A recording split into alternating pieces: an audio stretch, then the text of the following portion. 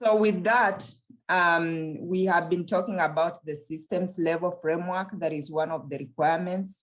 So Laser Pulse have their own systems level requirement approach, systems level approach that has been developed. However, this is not a requirement for you to use the Laser Pulse systems level analysis. As Pallavi alluded to previously, you can use any other approach that you are familiar with. So let me hand it over to Frederick Rossi, who is gonna walk you through the systems level analysis approach for Laser Pulse. Fred? Thank you, Betty. So I want to start out, next slide, by providing acknowledgement of where this methodological approach comes from. And so this part of the webinar presents the system level analysis approach, or SLA, and some elements of the larger comprehensive success factor analysis process from which SLA is derived. And these are both developed by Professor Joe Sinfield and his team here at Purdue University. And the systems level approach is an adaptation derived from a much more extensive process, just referenced here as the comprehensive success factor analysis. As such, this SLA process, as a simplified system level framework, is a derivation that allows us to examine existing challenges in order to define further a problem, identify research questions, and think about potential solutions. SLA utilizes some of the core components of the CSFA process, and its overall goal is to get research teams to think more broadly about what it takes for their work to achieve its greatest impact. Now, the CSFA process is a much more involved and deeper dive that LASER has used in the past, but it takes weeks and weeks of data collection and analysis to distill out the research questions. The SLA process was developed specifically for research teams to work, in a much shorter time frame to help them identify research questions for potential research projects. And so in this slide, we show a couple of references to Joe Sinfield's work. One is a video that he's produced about system level view of development challenges, and this presentation is partly based on that. There are some differences, so that's why we're doing this webinar specifically. And then there's also a publication in Sustainable Futures, a journal that goes into much more deeper detail on the more comprehensive aspect, the CSF. Okay, next slide, please. So the purpose of this overview is to provide RFA applicants with an introduction to system level analysis so they can complete the required system level components using this particular approach. Now, as mentioned before by Betty, we are not requiring that this specific approach be used. You can select from another system type analysis framework. But if you choose to use this, then this is why we're providing information on it. And so the guiding question for this portion of the webinar is, how can teams utilize the SLA process to identify research questions to define their project? All right, next slide, please. So Betty covered some of the RFA requirements, but I'm specifically going to talk about those that touch on this area here. And so these bullets are from the RFA. And the key takeaway here is that you will need to use some type of system level analytical framework for identifying 2 to 4 opportunities for research that are tied to the country priority needs as outlined by USAID. She covered that. This is bullet 2 here in this slide. From these identified opportunities, you will then choose one that will be the focal point of your research proposal. That's bullet 3 here. While you have several methodological options to select from, LASER encourages you to use SLA, and that's why we're going over this again. But regardless of the method that you use, you must demonstrate your work. And this is bullet 4 here. And so There will be templates if you use SLA that will be completed as part of the process that you will submit, or if you use some other method, you'll have to show what you did there, whether it's a flow chart or a stakeholder analysis or whatever. Okay, next slide. So we'll now briefly cover systems level thinking and describe what success factors are, which is kind of the foundational aspect of this method. Next slide. So why system level thinking? Many development problems have persisted through time because their inherent complexity reflect interrelated contextual factors all across different geographies and socioeconomic influences. It's very rare today that development challenges can be tackled with simple, straightforward solutions, and therefore complex problems need to be examined considering the wider system within which they reside. And so work leading up to SLA has uncovered 15 general categories of success factors that are common across all development sectors. And this is where we'll begin. Next slide. So think about a puzzle. You have an idea of what it is supposed to look like, and your job is to find the missing pieces to complete it. A comprehensive list of all factors that need to be in place to achieve desired outcomes would describe an ideal system state in which all required elements are functioning. That would be the full picture of the puzzle. But in this case, we use the 15 categories of broad success factors to help us identify the key missing pieces of the puzzle. And so research gap identification requires that we examine the differences between the desired ideal state of the system being studied and the current state of the system. Next slide, please. So here are the 15 categories of success factors. They're grouped, there's 4 groups kind of color coded here. So you've got the yellow and green areas, kind of infrastructure and capital, and then you have the blue, which is awareness and motivation, enabling strategies, and then you have the purple, which is kind of measurement, sustainability, resilience. Then you have the orange, which is kind of security, policy, government, and leadership. So those are kind of the broad areas. There's 4 broad groupings of these 15 categories, right? So an examination of the success factors and their relevance to the problem will help us to identify the gaps for further areas of research. Specifically, we are looking at whether these factors have not been addressed or need more attention. And we have a template to help guide us through the process of selecting those. Again, it is crucial to understand that we are looking for success factors that are missing from the system that is being examined. Okay, next slide. So this is a success factor tree.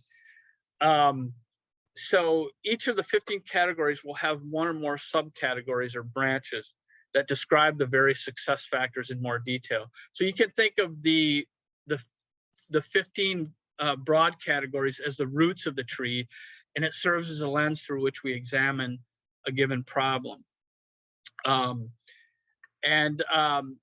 They serve as a guide to structure the consideration of the problem, and they help identify the missing success factors, as I mentioned. So thus, a fully formed success factor tree represents a complete list of success factors that could be required for the system to function. Note that some success factors will already be present in the context of a specific problem and thus operate at desired levels of effectiveness. Others, in contrast, are required but not adequately addressed and may not have adequate evidence to determine the best solutions to the complex development problem being examined. And so these are the factors that are likely to merit attention and must be identified. Next slide.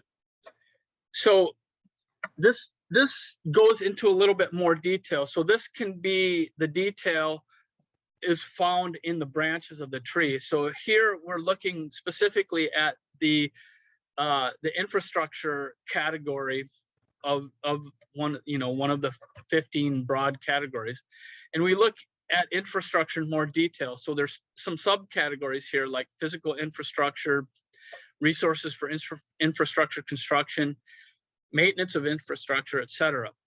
Each success factor category will have branches similar to this where the detail is found. And using the success factor tree, which will be provided to you, you can see a breakdown of each category to better understand all of what it includes. Next slide. So as a researcher or a development practitioner, you can assess each factor and think about how it may or may not connect to your work. And for that purpose, we have a checklist, and that's how these broad categories can be used.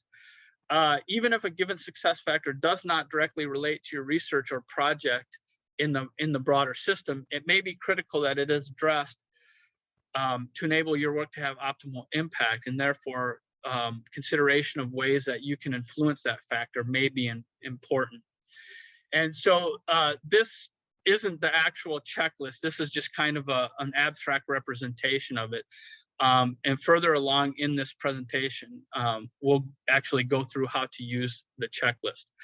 And the next slide kind of shows how this actually works, right? So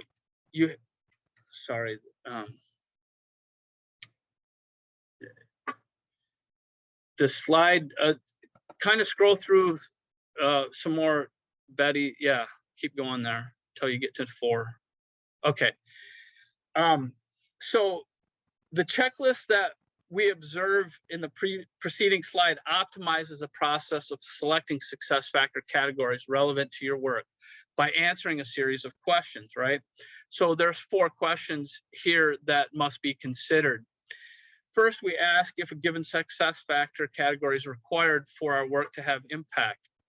If the answer is no, we should just move on to the next category. So if we're looking at infrastructure and infrastructure isn't important, then we just go to the next category. But if the answer is yes, however, we then ask if the factor category is adequately addressed in the existing problem. If the answer here is yes, we can move on to the next category. But if the answer is no, then we objectively assess the evidence available to address that specific factor category, in this case, the first one being infrastructure.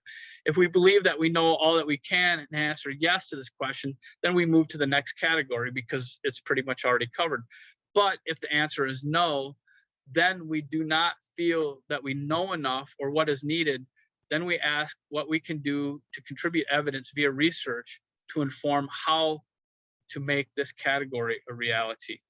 So this is, in a nutshell, the process. And what you get to the next slide when applying this is you'll identify, click again, Betty. You'll identify one more time. You'll get to a subset of the 15 broad categories where your attention will need to be focused, right?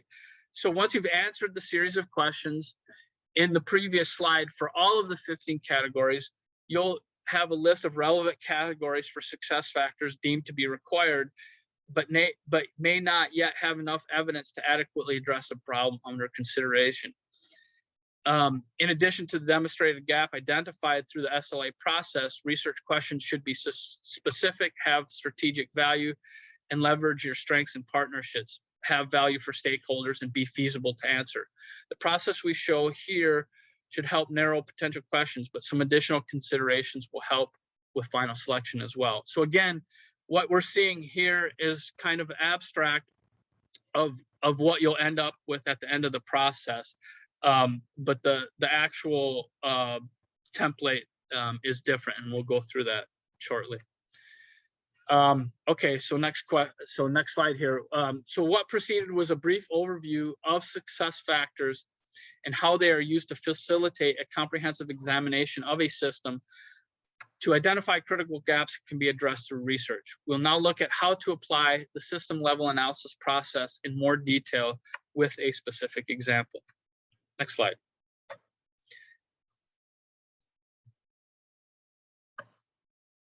So SLA in practice, how is it done? There's basically 4 steps that guide us through the research question identification process.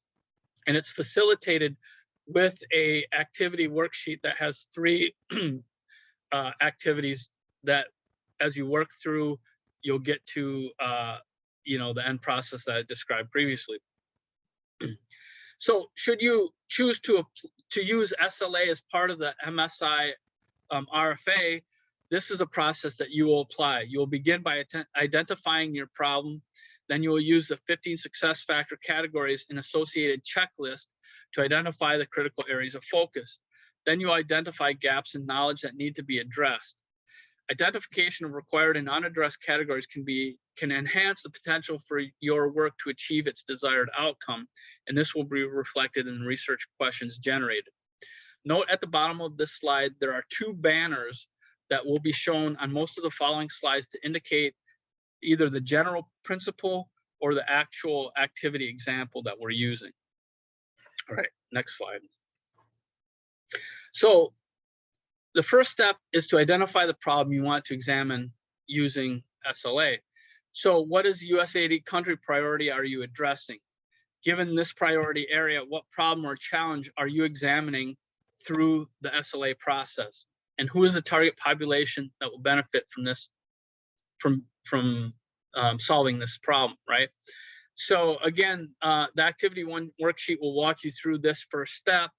And the problem you identify is the foundation of the SLA research identification process that you move forward with. Okay, next slide.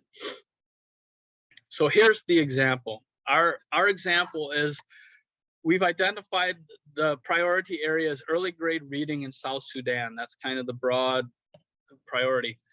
The problem specifically is rural schools do not have access to age appropriate reading materials. And the target populations obviously will be early grade students, but also the teachers that teach them and rural schools where that all takes place. So note that this problem is specific, clear, and narrow. And so that's kind of, important to get at. So this is kind of the context that we're going to run through the process going forward. Okay, next slide.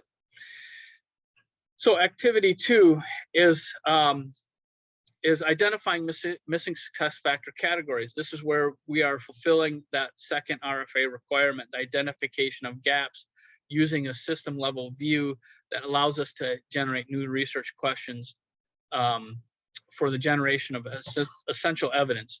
This step aids us in thinking about what needs to come next within the categories that we are identified as relevant.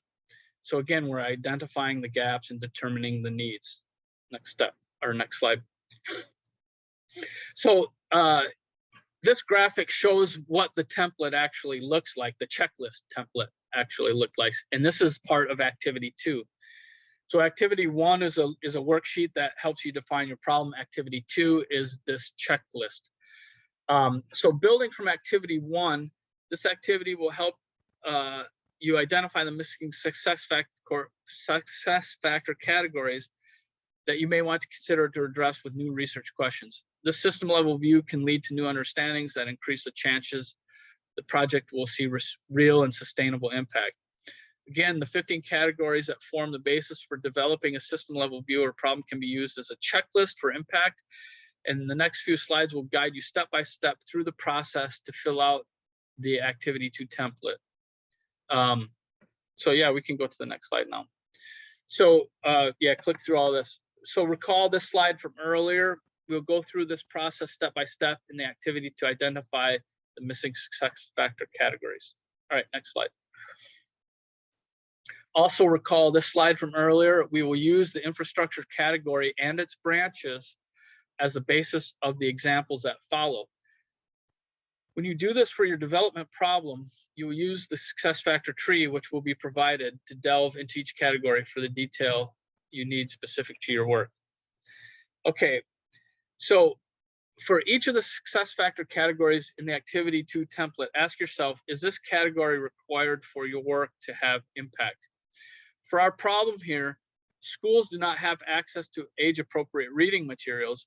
We understand that infrastructure is indeed required because reading materials need to be delivered to the schools, which requires road infrastructure, methods of delivery, and transport.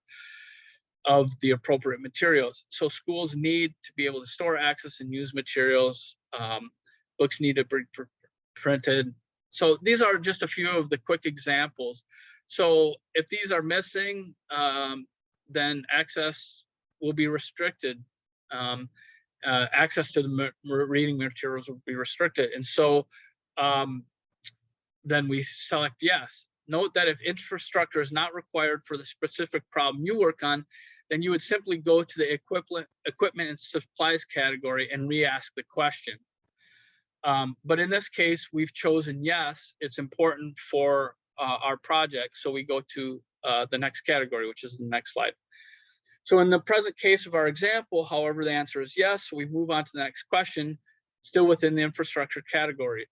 This exercise may require some knowledge of your ecosystem and or awareness of actors and actions being taken towards your intended goal. And you may not know this immediately. If this is the case, you try to perform a web search or literature review to develop an informed perspective. You may need to consult knowledgeable members of your project team. For this example, however, we will answer no. If the answer happened to be yes, then you would go no further in infrastructure and proceed to the equipment and supplies category to ask the first question again. Is this category required for your work to have impact, right? But no, but here we don't have the information, so it's not being adequately addressed. So we say no, and we go to the next column.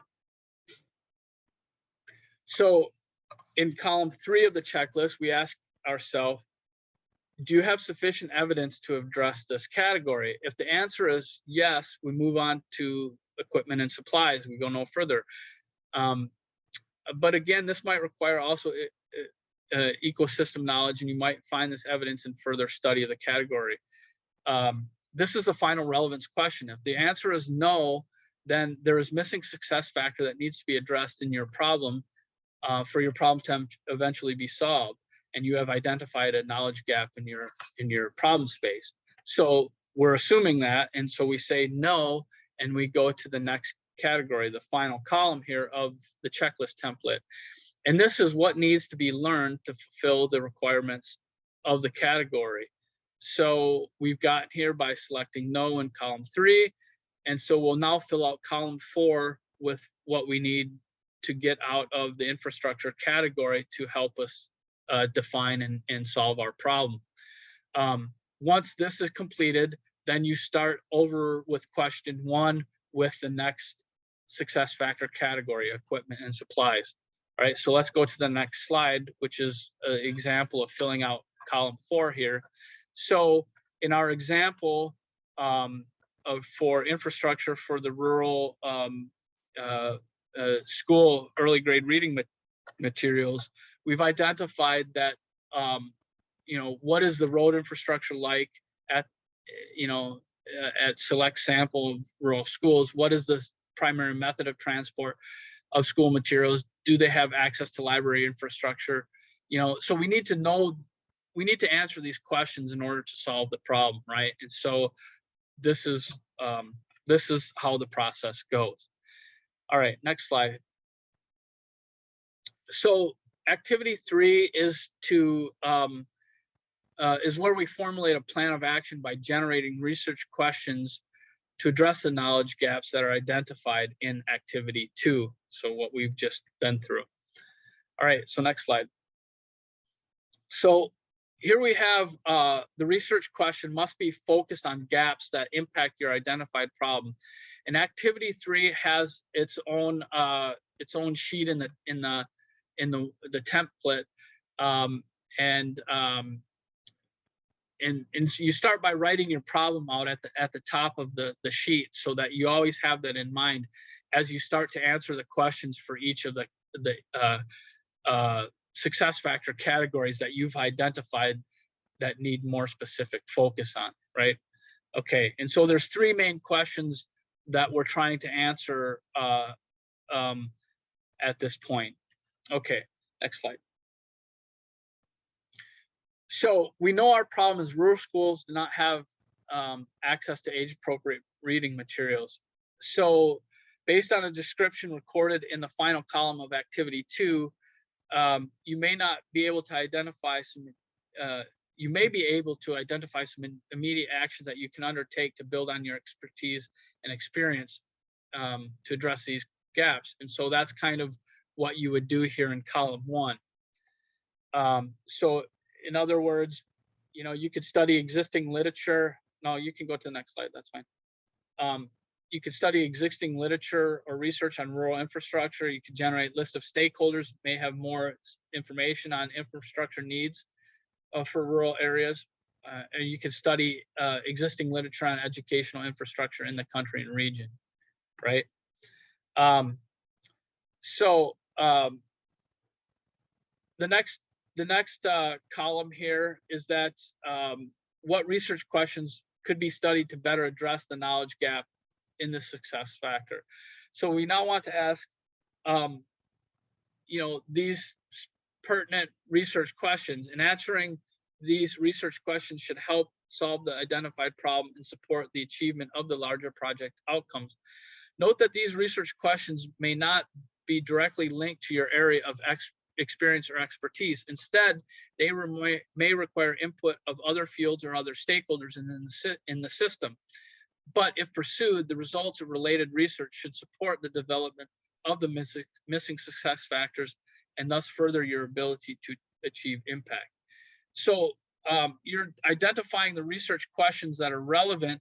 Not all of them you'll be able to answer, but you want to get a list of all the specific questions that need to be answered, because you may be able to work on some of them, but in order for the grand problem to be kind of solved and realized, other researchers may have to take up some of these other research questions, right?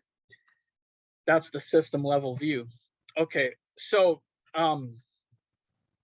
let's say that we've done some literature review and stakeholder interviews and other outreach necessary, and we're able to validate some of the gaps and opportunities. We can then refine our areas for learning to generate new research questions that address the newly identified opportunities.